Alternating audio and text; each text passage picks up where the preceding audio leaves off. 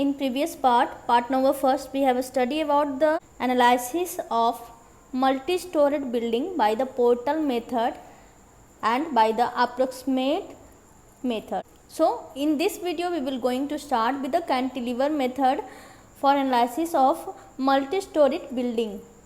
This is also a part of approximate analysis method. So in cantilever method, frame considered as a vertical cantilever.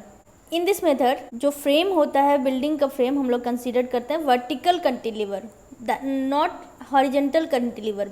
B considered it as vertical cantilever. Okay, the cantilever method is suitable if the frame is tall and cylinder. Cantilever method suitable होता है वहाँ पे जहाँ toll frame के लिए cantilever method best है और short frame है थोड़ा तो उसके लिए पोर्टल मेथड बेस्ट है. Okay, there is two assumptions for cantilever method. The point of contraflexion in all the member lies at their midpoints. This is same assumptions as in portal method. The point of contraflexion in all the member lies in their midpoint. Means point of contraflexion means bending moment is 0 at the midpoint of the section. Okay.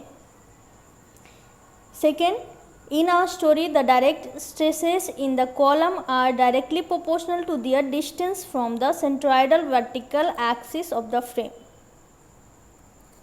Now we will solve one question by the cantilever method. This is the same question that we have solved earlier by the portal method. Okay, so in this method we have some changes. The first step, we have to first find out the centroidal axis of the column. Cantilever method में सबसे पहले हमें centroidal axis find करना होता है. मतलब जो भी हमारा बिल्डिंग फ्रेम है उसका सेंटर, जो उसका सेंटर आएगा सेक्शन का, वो एक्सिस सेंट्रॉइडल एक्सिस हमें फाइंड करना होगा कॉलम का. जितने भी कॉलम होंगे बिल्डिंग में उस कॉलम का सेंट्रॉइडल एक्सिस कहाँ पे लोकेट हो रहा है उसे फाइंड करना होगा फर्स्ट स्टेप में. सेकेंड स्टेप में axial force in column of first story. Axial force column में जो जितने भी कॉलम होंगे बिल्डिंग में तो उसके एक्सियल फोर्सेस फाइंड करने होंगे. तो सबसे पहले फर्स्ट स्टोरी का फाइंड करेंगे, फिर सेकंड स्टोरी का, फिर थर्ड स्टोरी का, इसी तरह अगर और स्टोरी होंगे तो फोर्थ स्टोरी का, 5 स्टोरी का. ओके, तो एक्सियल फोर्सेस यहाँ तक फाइंड करेंगे. अगर आप सेकंड स्टोरी का क्वेश्चन सॉल्व कर रहे हो तो फर्स्ट और सेकंड स्टोरी के लिए लिखोगे स्टेपिंग में. ओके, जब ये एक्सियल फोर्सेज कॉलम में फाइंड हो जाएगा तब आपको शियर फाइंड करना होगा बीम में eight the end of the beam. Step number 5, shear eight the end of the beam. उसके बाद step number 6, moment at the end of the beam. Shear find करने के बाद शियर के थ्रू डिस्टेंस से इनटू करके moment को find करेंगे बीम के लिए. Okay, the 3-storied frame of multi-storied building having 3 ways each 4 meter, height of each story is 3 meter, the bin load acting at the roof level is 12 kilonewton, at each floor level is 24 kilonewton. Column have same cross sectional area. Solve by cantilever method. This is our frame.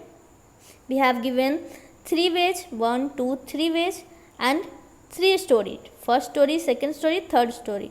Now in first step we have to calculate the centroidal axis of the frame. Location of centroidal axis of the column. To locate centroidal axis of the vertical axis of the frame, we have formula x bar. This is denoted for the centroidal axis.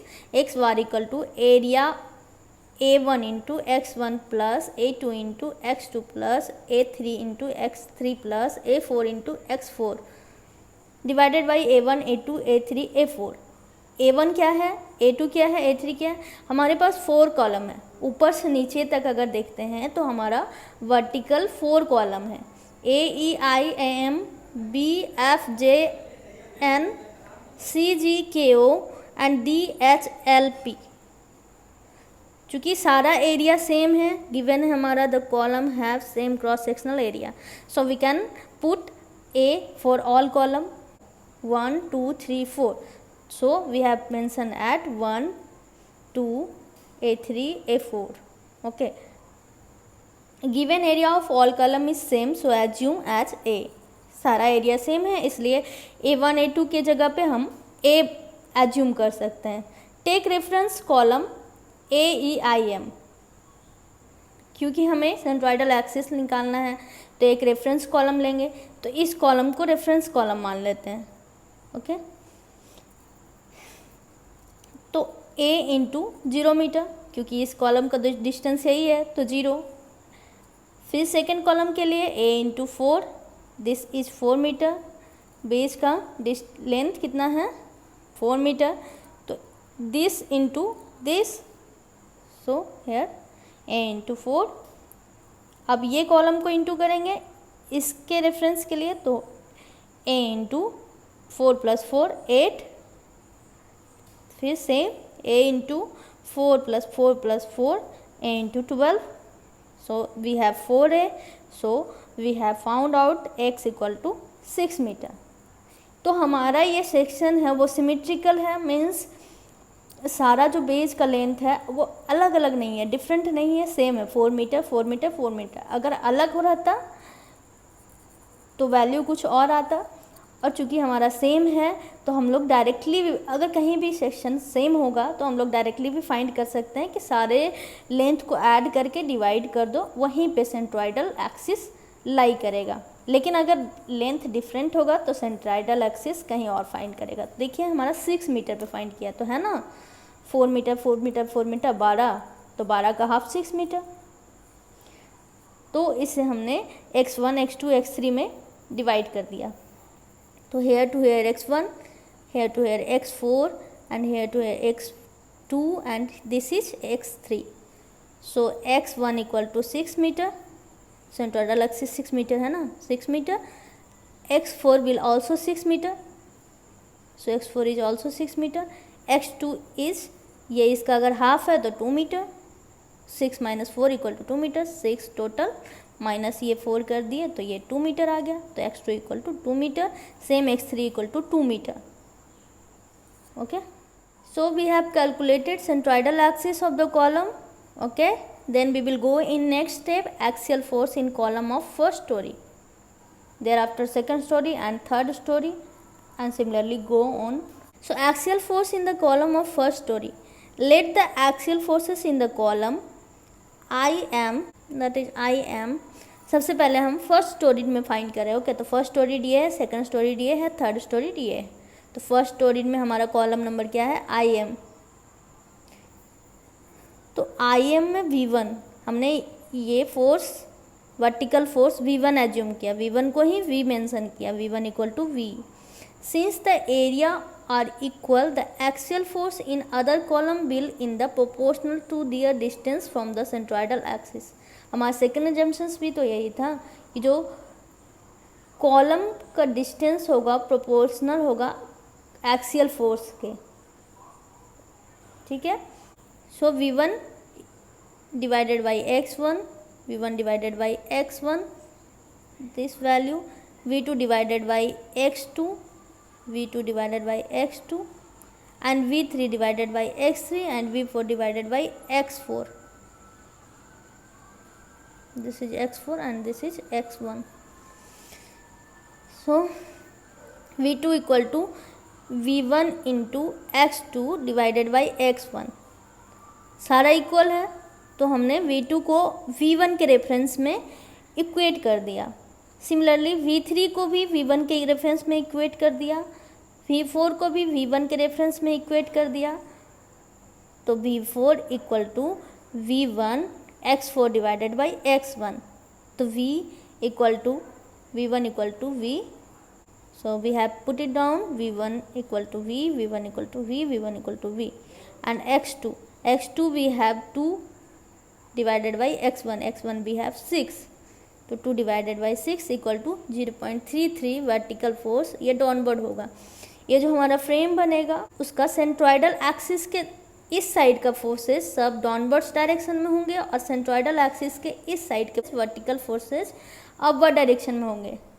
Okay, so we have mentioned it, V2 equal to downward direction,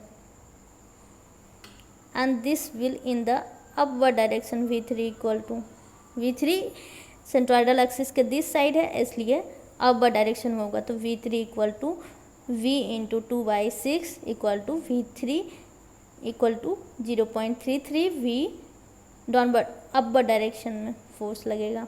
v4 equal to v1 into x4 divided by x4 equal to 6, x1 equal to 6, so v4 equal to also v, so v1 equal to v and v4 equal to v, दोनों same होगा क्योंकि ये symmetrical section है। Symmetrical section means इसका height भी सारा storage का same है और बेस का लेंथ भी सारा सेम है, इसलिए हमारा जो v1 है और v4 है, साइड का कॉलम का जो फोर्सेज आ रहा है वो इक्वल आ रहा है। Taking moment all forces about the point of contraflexure n, इसको हमने n माना तो सारा मोमेंट को इसके बिहाफ में कैलकुलेट करेंगे। हमने शियर फोर्स फाइंड आउट कर लिया। मोमेंट इसका वैल्यू फाइंड करने के लिए v1 v2 v3 एक पॉइंट के अलॉन्ग हम मोमेंट फाइंड आउट करेंगे। तो इस पॉइंट के along, point of contraflexure n के अलॉन्ग फाइंड कर रहे हैं, तो 12 into 3 plus 3 and 1.5 equal to 7.5, 12 into this force into that length 7.5 and next 24 into 3 plus 1.5 that is 4.5, 24 equal to 4.5, 24 into यहाँ से ये लेंथ, फिर 24 इक्वल टू 1.5, यहाँ पे फोर्स आ रहा है तो इस पॉइंट का डिस्टेंस 1.5 होगा, तो 24 इंटू 1.5। नाउ v1 के लिए, तो v1 और डिस्टेंस 0 है तो v1 into 0 plus v2 into distance यहाँ से इस पॉइंट का लेंथ 4 मीटर है, इसलिए v2 इंटू 4 मीटर, ये लेंथ 4 मीटर है इसलिए v2 इंटू 4 मीटर। अब माइनस में फोर्सेस जाएगा, जो भी डाउनवर्ड आ रहा है उसे हम लोग पॉजिटिव ले रहे हैं और अपवर्ड जा रहा है उसे निगेटिव ले रहे हैं। ओके, तो v3 into 4 plus 4 8, this wedge length and this wedge length 8, तो v3 into 8 and v4 into 12, this also goes in negative sign और 0 से इक्वेट कर दिया। 90 108 36 that will 0 and this we have went through this value v2 equal to 0.33 v, so we have put it on 0.33 v into that length 4 meter, same for v3 minus 0.33 v into 8 minus 12 v equal to 0, so 234 plus 1.32 v minus 2.64 v minus 12 equal to v equal to we have found out the 17.56 kilonewton in downward direction। तो v का value हमने find कर लिया। अब v का value हम लोग ये सारे में पुट कर देंगे तो हमारे पास v1 v2 v3 v4 आ जाएगा। तो v इक्वल टू v1 था तो 17.56 किलो न्यूटन डाउनवर्ड डायरेक्शन में, v2 इक्वल टू ये डाउनवर्ड डायरेक्शन में है इसीलिए डाउनवर्ड डायरेक्शन शो किया गया है, v3 सेम अपवर्ड डायरेक्शन में and v4 equal to v, so 17.56 opposite direction में, ये डाउनवर्ड है तो अपवर्ड डायरेक्शन में। तो ये जो हमने वैल्यू फाइंड किया उससे पता करने के लिए ये सही है कि नहीं चेक करेंगे। ओके, तो चेक में जो वर्टिकल लोड का समेशन होगा, ये हमारा सारा वर्टिकल फोर्सेस है, तो वर्टिकल फोर्सेज का जो समेशन होगा हमेशा 0 आना चाहिए। 0 अगर वैल्यू आता है आपका तो आपने जो ऊपर का कैलकुलेशन किया है एकदम राइट है। Axial forces in the column of second storey, first storey में फाइंड कर लिया, अब सेकेंड स्टोरी में फाइंड करेंगे। This is second storey. Okay, taking moment at the rate centre of contraflexure m। अब हमने इस सेकेंड स्टोरी में पॉइंट ऑफ कंट्राफ्लेक्शन निकाला, सेंटर पे m उसका नाम दिया, उसके रिगार्डिंग उसके अलॉन्ग हम लोग मोमेंट फाइंड करेंगे। ओके, तो 12 into 3 plus 1.5 that is 12 into 4.5 that this force and 24 into 1.5 this force. Okay, plus V1 into 0, V1 into 0, V2 into 4 and V3 into 8 and V4 equal to 12. This will goes in minus sign and this will goes in minus sign equal to 0. So we have find the value V dash. यहाँ हमने V dash से denote किया, उस value में हमने V से denote किया था V1 V2 V3, यहाँ V dash V1 V dash 2 V dash 3 V dash 4 से डिनोट किया ताकि कन्फ्यूजन ना हो, मैसअप ना हो। ओके, तो V dash equal to 6.75 calculate करके डाउनवर्ड डायरेक्शन में ये वैल्यू जो V dash आया 6.75, इस वैल्यू को ही ये जो हमारे पास रेफरेंस था यही तो सेम होगा ना सारे स्टोरी में। मतलब अब हमें सिर्फ मोमेंट उसके अलोंग निकालना है और जो वैल्यू आएगा हमारे पास V डैश का उसी को इसमें पुट करके V dash 2 V dash 3 V dash 4 निकालेंगे। ठीक है, ये हमारा रेफरेंस हो गया कि यही जो है वैल्यू सेम हमारे हर स्टोरी में आएगा, लेकिन हर स्टोरी का V डैश का वैल्यू चेंज हो जाएगा।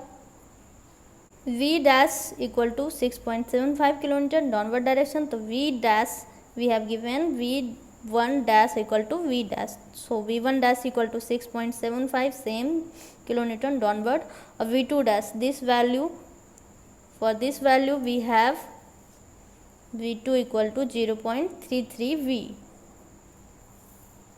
ओके, तो 0.33 V dash। इसी वैल्यू में अब जो नेक्स्ट आएगा and next V3 equal to 0.33 V dash equal to 2.22 kilonewton upper direction में, ये डाउनवर्ड अपर डायरेक्शन में, और V4 equal to 6.75 kilonewton upper direction में। ओके, सारा चेक जीरो हो गया। क्या कर रहे हैं हम लोग इसमें कि जो हमारे पास जो रेफरेंस फॉर्मूला था ये हमने स्टार्टिंग में जो फाइंड किया था, जितने भी स्टोरी रहेंगे, जितने भी कॉलम का वैल्यू निकालना होगा उसके लिए यही यूज होगा कि V2 अगर डैश के लिए भी निकाल रहे हैं तो दिस वैल्यू मीन्स जो हमारा V2 डैश के लिए means V1 dash equal to V dash, always ये होगा वैल्यू जो हमने फाइंड किया ऊपर में। V2 dash equal to 0.33 V dash upper direction में 4 से जाएगा, और V3 equal to 0.33 V dash downward direction में,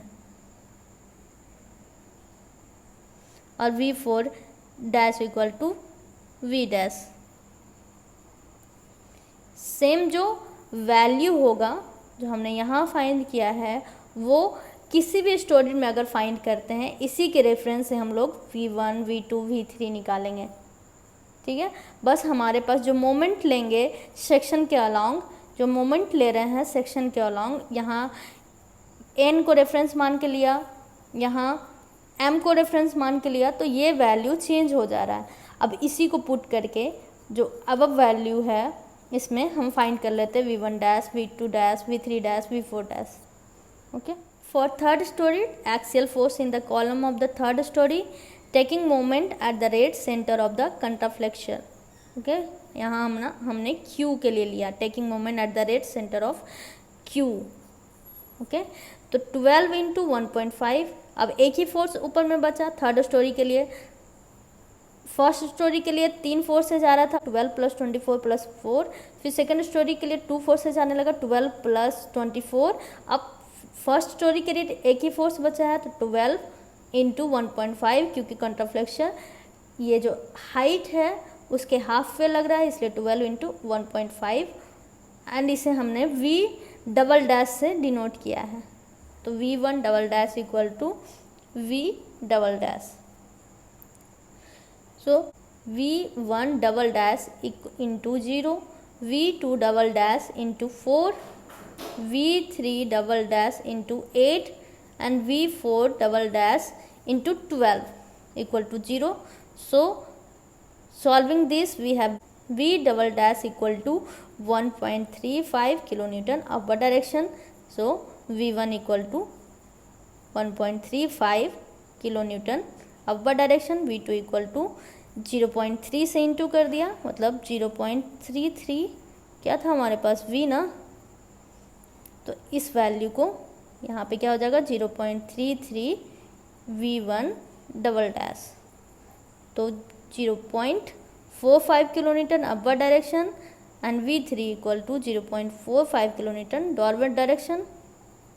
डाउनवर्ड डायरेक्शन होगा ये, and V4 equal to same we have क्या है हमारे पास कि V1 dash equal to V4 dash, हमने स्टार्टिंग में ही फाइंड कर लिया था कि V1 equal to V and V2 equal to 0.33 V and V3 equal to 0.33 V, ये डाउनवर्ड डायरेक्शन, ये अपवर्ड डायरेक्शन और ये अपवर्ड डायरेक्शन, और V4 equal to V same ही फॉलो होगा यहाँ भी, तो हमारे पास वैल्यू आ गया। अब चेक करेंगे तो summation of all vertical forces we have 0, hence section is okay.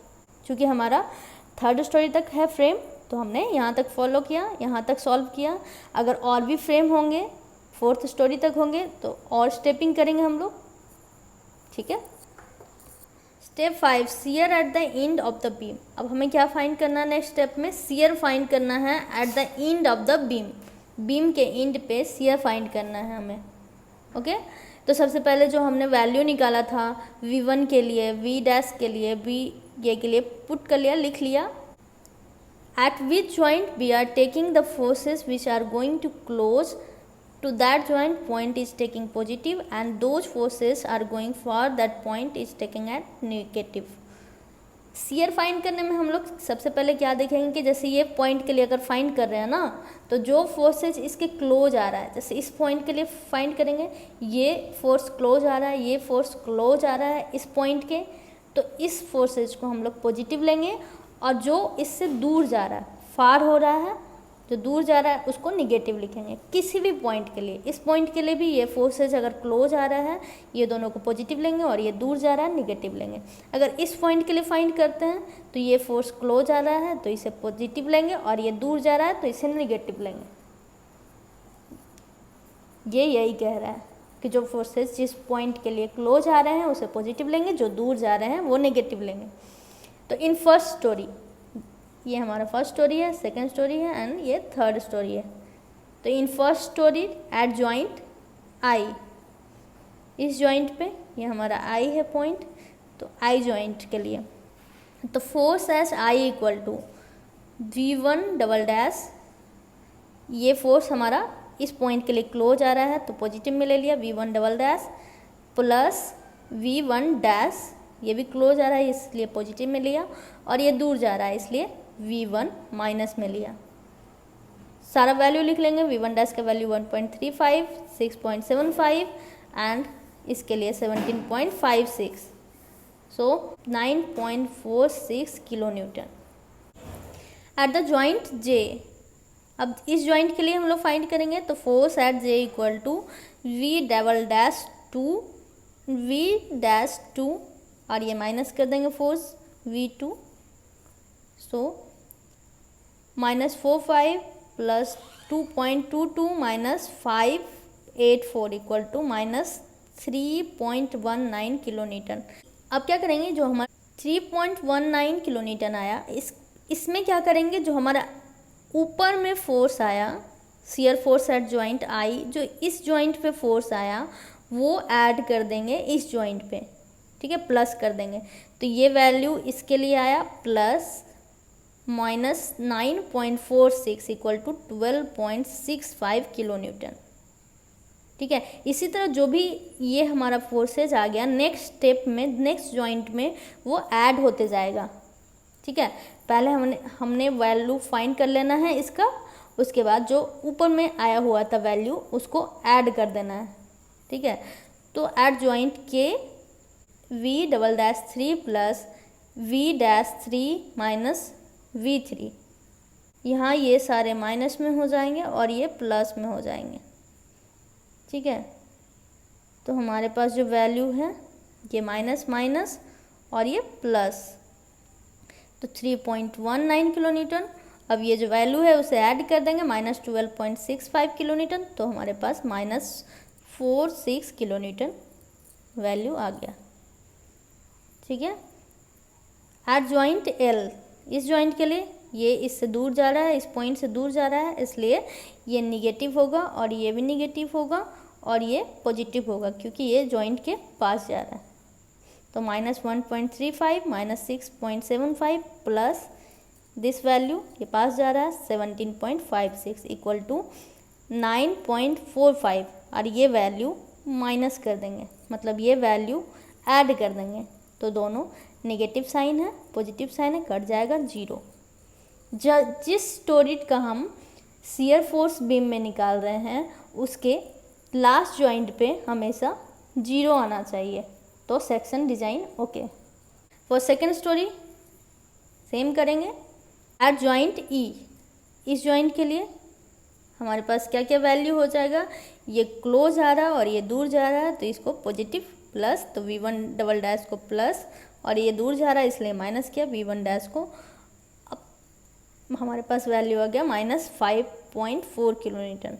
Eight joint F equal to, ये क्लोज आ रहा है और ये दूर जा रहा है तो force at F equal to V double dash 2 minus V dash 2 equal to 0.45 minus 2.22 equal to 1.77।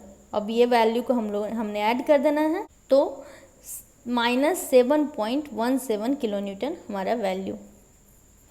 Eight point G, force at G equal to, ये हमारा दूर जा रहा है और ये क्लोज आ रहा है तो ये माइनस हो जाएगा और ये प्लस हो जाएगा। तो 0.45 प्लस 2.22 इक्वल टू 1.77। इस वैल्यू को हमने जोड़ देना है तो हमारे पास वैल्यू हो गया -5.4 kilonewton. Sorry, at joint H, FH equal to, ये हमारा दूर जा रहा है और ये क्लोज आ रहा है तो ये माइनस होगा और ये प्लस होगा तो -1.35 प्लस 6.75 इक्वल टू 5.4 किलोन्यूटन। इसे हमने ऐड कर देना है equal to 0 kilonewton. Hence section is okay. Same at joint A, force at A equal to, A के लिए फाइंड करना है हमारा, तो A पे ये दूर जा रहा है, B पे ये दूर जा रहा है और C पे ये क्लोज आ रहा है, D पे ये क्लोज आ रहा है। एक ही फोर्स अब आ रहा है यहाँ पे तो एक फोर्स के लिए डिजाइन करेंगे ओके। तो एट जॉइंट A दूर जा रहा है तो V डैश माइनस में तो -1.35 kilometre. At joint B, FV -V2 दूर जा रहा है तो -0.45, इस वैल्यू को हमने ऐड कर देना है तो -1.8 kilometre. At joint C, FC close आ रहा है तो पॉजिटिव V3 डबल डैश तो प्लस 0.45, अब इसे हमने जोड़ देना है तो 1.35 माइनस में। At joint D, FD equal to V4 double dash positive में 1.35, इसे हमने जोड़ देना है तो 0 kilometre. Section is okay. Cantilever method का अब लास्ट स्टेप क्या है, मोमेंट फाइंड करना है at end of the beam. इसके पहले वाले स्टेप में हमने क्या फाइंड किया, shear force at the end of the beam. अब क्या फाइंड करना है, moment at the end of the beam. Moment कैसे फाइंड होता है, shear force into distance. Shear force को डिस्टेंस से इनटू कर देंगे, हमारा मोमेंट निकल जाएगा। तो सबसे पहले हमने क्या फाइंड करना है, फर्स्ट स्टोरीड के लिए फाइंड करना है moment. In first storied moment at I J equal to moment at J I. जो यहाँ पे होगा मोमेंट एट आई जे, वही जे आई पे भी होगा। सो इक्वल किया है मैंने, moment at I J equal to moment at J I. तो force at I, shear force at I into 4 metre divided by 2, ये हमारा 4 मीटर है डिवाइडेड बाई 2 ओके। तो 9.46 FI हमने फाइंड किया था into 2 equal to -18.92 kilo newton. Sign देना जरूरी नहीं है कि नेगेटिव है पॉजिटिव है, ये मोमेंट में नेगेटिव पॉजिटिव सिर्फ हॉगिंग और सैगिंग के लिए होता है। ठीक है, हमारा सैगिंग होगा तो पॉजिटिव होगा, हॉगिंग होगा तो नेगेटिव होगा ओके। तो हमारा मोमेंट जो आई जे सेक्शन पे डेवलप हो रहा है 18.92 kilo newton. Moment at J K and moment at K J equal to force in F J equal to -12.65 into ये भी हमारा बे लेंथ 4 मीटर है, तो 4 डिवाइडेड बाई 2, तो 12.65 into 2 equal to 25.3 kilo newton. Okay, moment at K L, force in K, force हमारा के 9 minus 9.46 है, 9.46 into 2 equal to 18.92 kilo newton. In second story, moment at EF and FE equal to force in FE, this joint में force and 4 divided by 2, so 10.8 kilonewton. Moment at FG and GF equal to force in F into 4 divided by 2 equal to 14.34 mgh. Force in G into 4 divided by 2 equal to 10.8 kilonewton. These are the moment at the end of the beam. In third story, we have moment AB equal to force in A into 4 divided by 2 equal to 2.7 kilonewton. Moment at BC equal to FC into 4 divided by 2 equal to 3.6 kilonewton. Moment at CD equal to force into D into 4 divided by 2 equal to 2.7 kilonewton. That's it. This is the cantilever method to solving or analysis of building frame, multi-storied building frame. Thank you.